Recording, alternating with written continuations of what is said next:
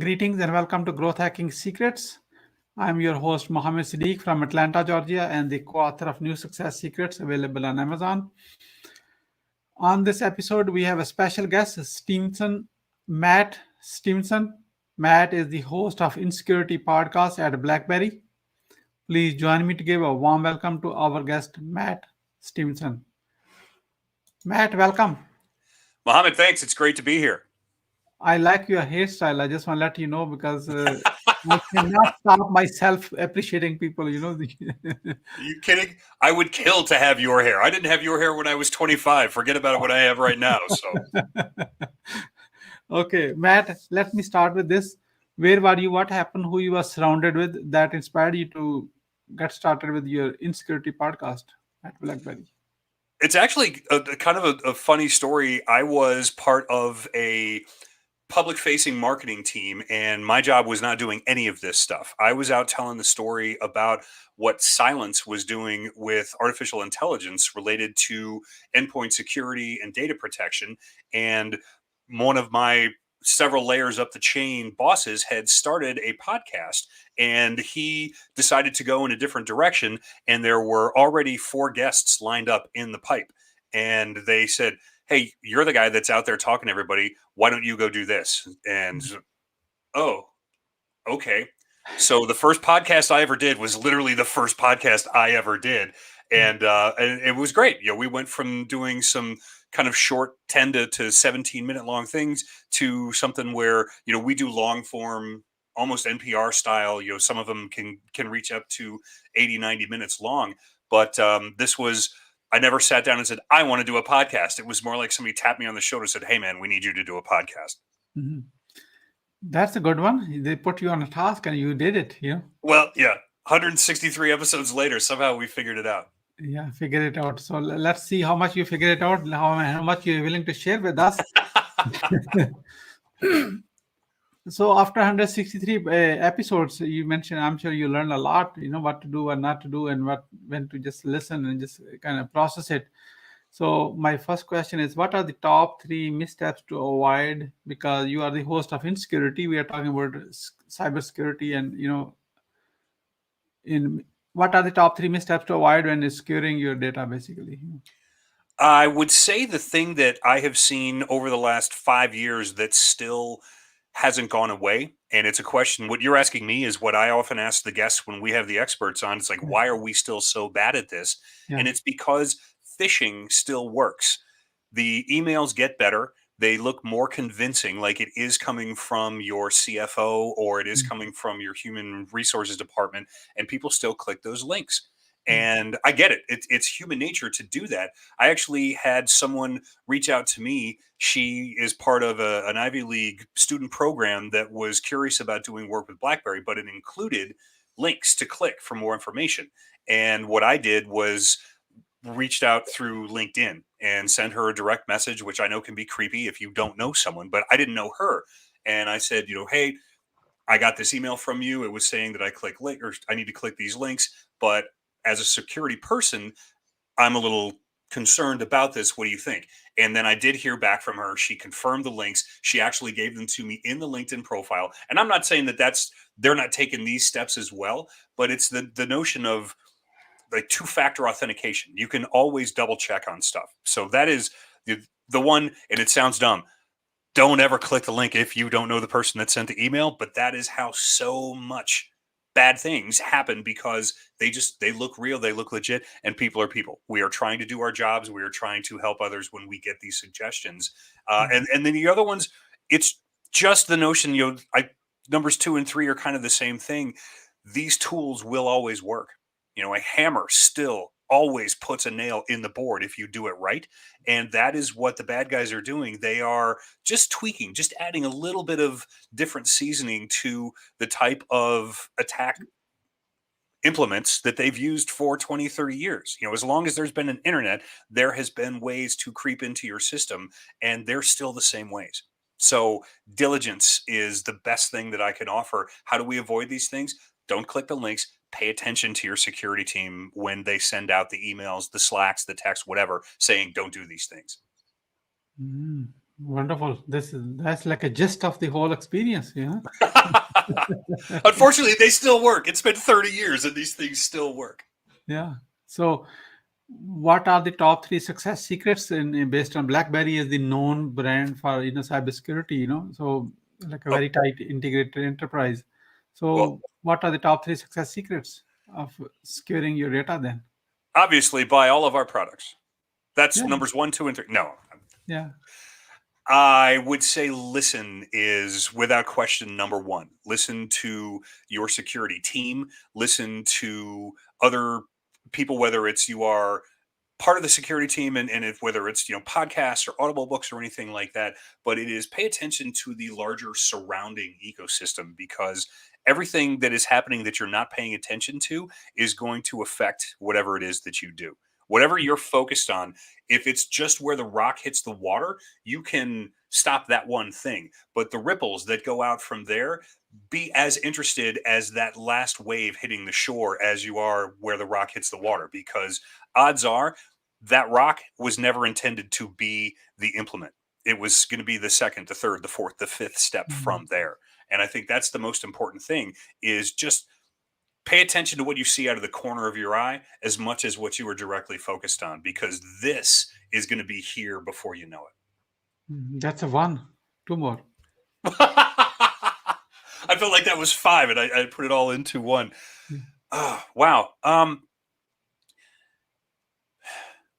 Great question. I'm usually on the other side of this microphone. I'm the yeah, one I know, asking the I know, questions. I It's know, I know. always different on this side, isn't it? No, you will Uh, be much nicer to your guests after this. So, I always think of the joke from that Rodney Dangerfield Back to School, where he ran a big and tall clothing store, and he said, "If you want to look skinny, hang around with fat people."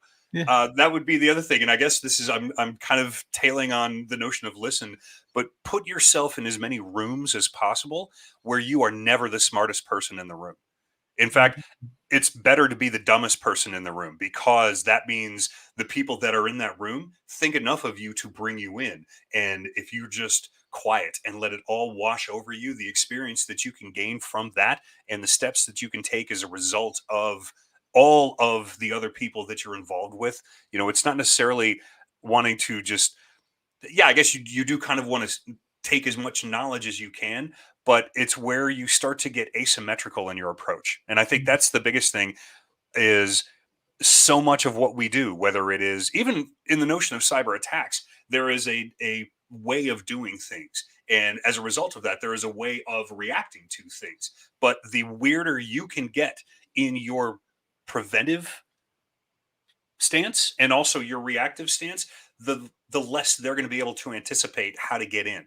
And so that's, I guess, the biggest thing is just, yeah, for lack of a better term, be as weird as you can in your approach to things. Then you want to do it kind of on purpose, but it's not like you don't always want to look for zebras when you hear the pounding of hooves. More than likely, it's going to be horses. But if you're ready for zebras, Yeah. then you're going to be ready for zebras, and they're not necessarily going to be bringing the zebras to you. Yeah, hope for the best and prepare for the worst one. So Matt, please share with us about more about your insecurity podcast. So why people should listen to it, and also who is your ideal guest. So that way, if maybe some ideal guest is watching this one, they may even outreach to you. I love the shameless plug.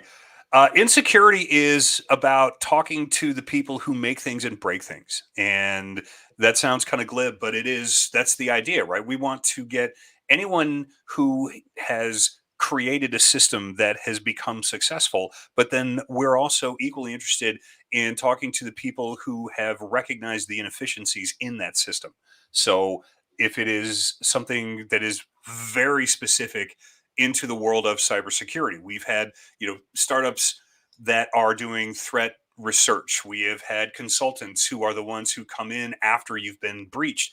But at the same time, we've also had the founders of international coffee companies because he figured out a way to hack the global supply chain in a way that not only lowered his cost, but also helped the farmers in Haiti. And so, that's one of the greatest hacks that I can recall. It's La Colombe, by the way. I mean, it's Todd Carmichael is an incredible guy, but the work that they did not only improved their bottom line as a company, but it also improved what the farmers were doing in Haiti with the coffee. So, I mean, it's the ultimate, the lamest cliche ever is a win-win, but that's their hack was so beneficial to everybody. And oh, by the way, their coffee's awesome. So that's the idea that Insecurity is not always going to be sitting down and getting really egghead about, well, this is how artificial intelligence can protect the endpoint.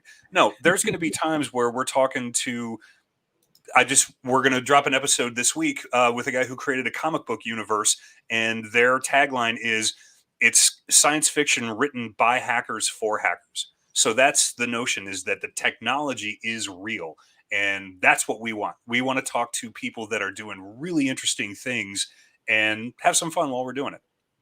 Yeah, the link is on your screen, blogs.blackberry.com/en/category/podcast. Don't worry about it. I just posted it in the comments. You can click it right there, then and there. That is a mouthful, man. I need a better website. That's terrible. Yeah, that's how the big corporate works. They put in a categorized, structured way. Blogs.blackberry.com. You can actually navigate from that. That makes sense. So simple. So, Matt, I really appreciate the opportunity you shared. Is info security, even though we are aware of it. However, I think many small businesses ignore it. They don't really have the means and ways to actually secure themselves to that level with BlackBerry or many other big corporates doing it. So how the small business can use that information and secure their data and supply chain? It's tough as a small business if you're a sole proprietor, if you have put in the work and grown enough to have multiple locations. You want to be focused on that. That's what you do, whether you make boats, you're a restaurant, or whatever it is. The last thing in the world you want to think about is, when I hit send on an email, is it safe? And I would say, definitely for small businesses, work with your local managed security service providers. These are the experts. The only thing they want to do is keep businesses like yours safe. They don't have to focus on making boats and doing the other things that they do. Their boats is making your business safe. So anywhere that you are in the world, and I know the United States has a kind of a not different approach. MSSPs we're a big deal here, but Europe, I feel like, really has nailed this.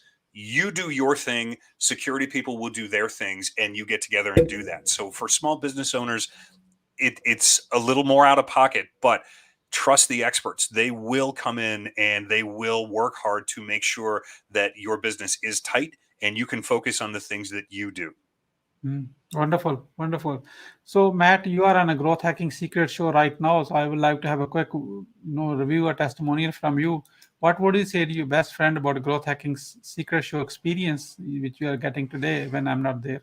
This is the show. It's exactly what I was talking about when you asked me, who do we want to talk to on Insecurity? Growth hacking is the idea of what we want to do. How do you get your name out there? How do you get recognized?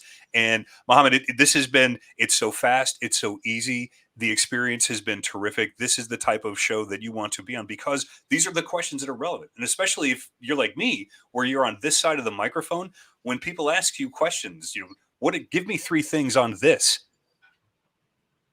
I don't know. So be ready for that sort of thing. But if the opportunity arises, if Mohammed does reach out to you, take the email. I will vouch for it. This is not it's not a phishing attack. Click that link, come on the show, because the audience is out there. These are people that are looking to learn from your experience. And so when I say listen, which is weird as much as I talk, be the dumbest person in the room. And when I'm in a room with Mohammed, I know that I'm the dumbest person in that room. Thank you for your kind word. Really appreciate very much. What would you say as a final word, Matt? Man, just go forth and be awesome. Last year was the weirdest year I think most of us have lived through. If you've lived through a weirder year than that, then you're significantly older than I am. But keep putting in the work. Things are going to change.